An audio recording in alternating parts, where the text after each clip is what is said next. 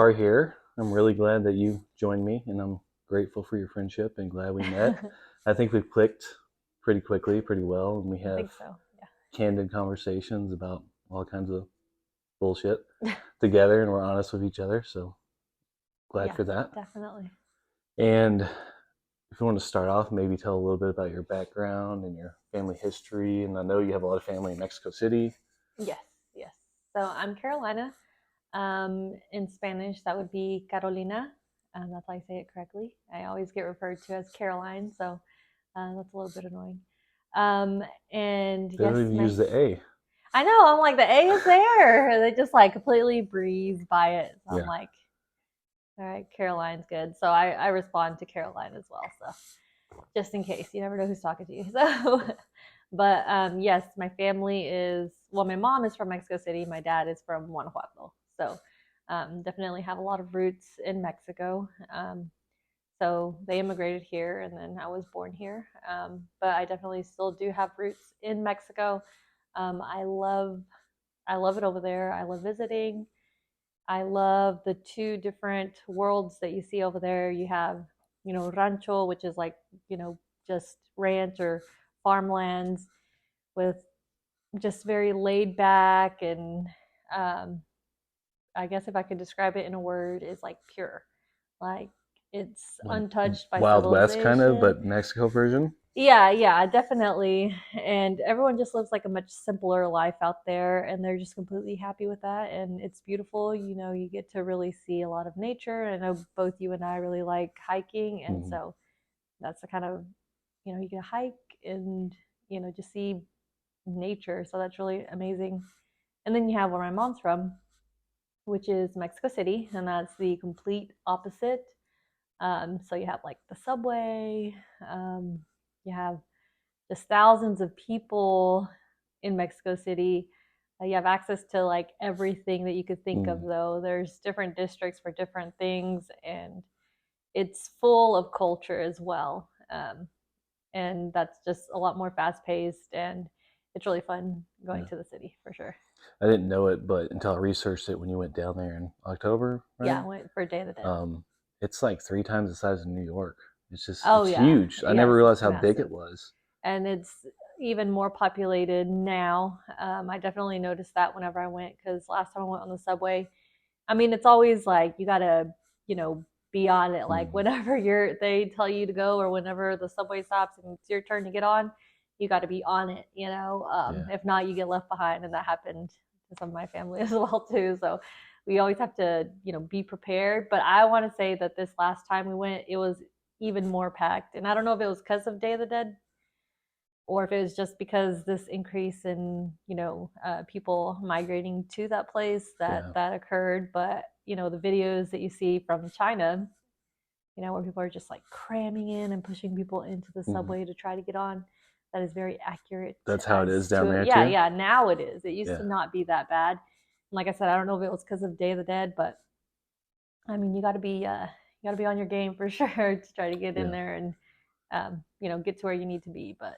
so how many times have you been down there to Mexico City? How many trips? Recently, I went this last year, 2022, for Day of the Dead. And then before that, I hadn't gone since probably, I don't know if it was 2018, I believe. I went to Cancun and got to see my cousin down there. And then I went to Mexico City as well. And that was a 10-day trip. And that was really, really fun. And Cancun's a really long ways away from Mexico City, isn't it? I mean, you have to fly. Yeah. So we did. We flew. But a lot of the flights that you go into, they fly into Mexico City anyways. So we just flew into Mexico City, and then we just took we booked a flight from Mexico City to Cancun a few days later. That way we could actually have time with our family and then go to Cancun. You just hop over there. It's probably like an hour-and-a-half flight or something, maybe? Yeah, it's not very long at all. Maybe an hour. And then we flew to Cancun, and then we actually had to fly back to Mexico City before we could fly back here. Okay. So most people that visit Cancun, they go to Mexico City first. Yeah, because it's just part of the process, I guess. I think the only place you can get direct flights to Cancun, but a lot of them, like we found, I don't know about, just depending on where you're looking for flights, but we found that it was cheaper just to go to Mexico City and then buy a plane ticket to Cancun after that. Yeah. So that's what we did. Yeah. So you went during Day of the Dead. That's got to probably, I would imagine, be by far the best time you can go to Mexico City, period. Yes. And was that your first time to go during then, I think you said? Yes. Because usually growing up, we would go during Christmas. We would spend our Christmas vacation there because that's whenever everyone's out of school. And so we would go for 2.5, 3 weeks and spend time out there. But I was like, you know what? I really want to go for Day of the Dead. I've never gone for Day of the Dead. And I want my kid to experience this. He's old enough to where he'll remember that. So I just made a decision to go. Yeah. And he missed a week of school, but I mean, it was worth it. Yeah, travel teaches kids way more than a week of That's what his standard education. Nobody's going to disagree with that. It's not trying to crap on public schools or anything, but but definitely a cultural experience, and then just learning our heritage because I didn't really know a lot of our family history over there. You know, you move here. I mean, I have my parents, and then I have a few cousins, but most of my family is over there, and so getting to learn and hear stories about all those people, you know, during that time, you're celebrating people that have already passed. And so, you know, you start talking about these people like, oh, well, who's this on the ofrenda? They call the, what they put together for them. And that's whenever the conversation would be like, oh, well, you know, this is your grandmother, you know, whatever it is, or my grandmother. And so thankfully, both of my grandmothers are still living, but my grandfather had passed away. And so that was really cool to be able to like actually see pictures and know who these people are.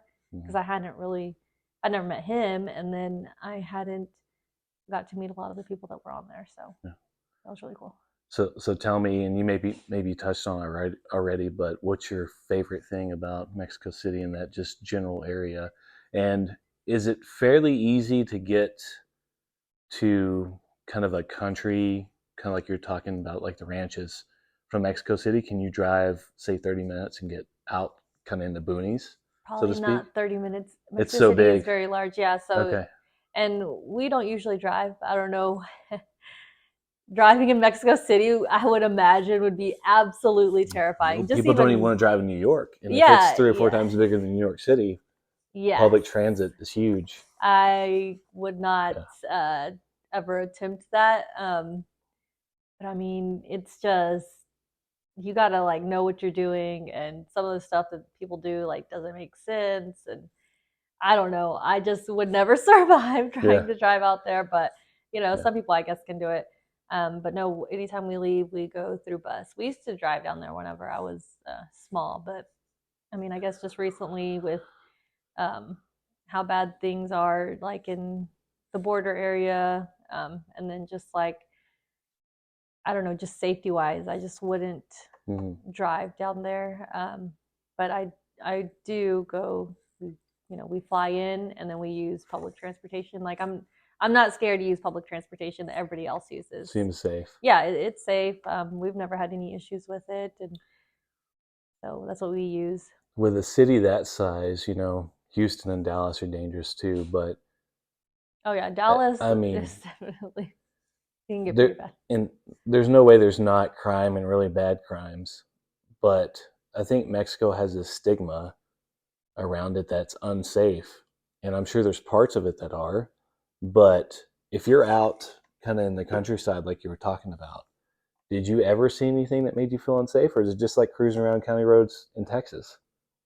I didn't ever feel unsafe there. I haven't been back in a very long time just because we just didn't really see that side of the family very much. But I mean, I never felt unsafe, and it was completely freeing to go out there. It's like some of my favorite memories because like you didn't have fences over there, which was completely amazing. Texas probably used to be. That's range. Exactly what it reminded me of. Like I remember like going over there. Grandparents talk about those days. Yes. So that was whenever I was growing up, you know, we lived here, we had TV, we had electricity, we had, you know, washing, drying machines, like all this, a shower. We would go over there and there was like hardly any of that. Like it was just starting to be developed. And just not much infrastructure either, just in general. No, I don't remember there being a TV there until like after a few times that we had visited. I remember to shower, we would heat up water, and so that was different. They had an outhouse. They didn't have a regular like plumbing at that time either, just because it was so remote. I never really rode horses here, but we went down there and they're like, "Hey, you want to ride a horse?" And I'm like, "Okay." Heck yeah. Yeah, I'd never done it before, and we did that, and we had so much fun. We would just leave in the mornings, we'd go horse riding, we go to different towns. My parents would give me a little bit of money. We'd go buy snacks in town, go buy food. Just seems simple, but they're all happy, like you said. Yes, and I mean, we'd never got in trouble. We never had any issues at all, and it was a lot more, I guess, freedom over there than here. Like my parents wouldn't, let us do that here, and it's probably more expensive to do that here as well. So I don't blame them. But yeah, we had the horses, and we'd just go everywhere with them. I have a friend that lives in. I may have told you he's an ex-Marine, but he and his family's from Mexico too. But he has red hair, so he's pretty unique, just unique looking. He's a good-looking guy. But he was a Marine, and then he moved to Monterey. I think it's Nuevo Leon. Does that sound right? Okay, yeah. And he's like, "Dude, you gotta fly down here." He's like, "Gringos are welcome. We have HEB." He's like, "There's HEB down here." He's trying to entice me. Hey, he's like, "It's fine." HEB is a big deal.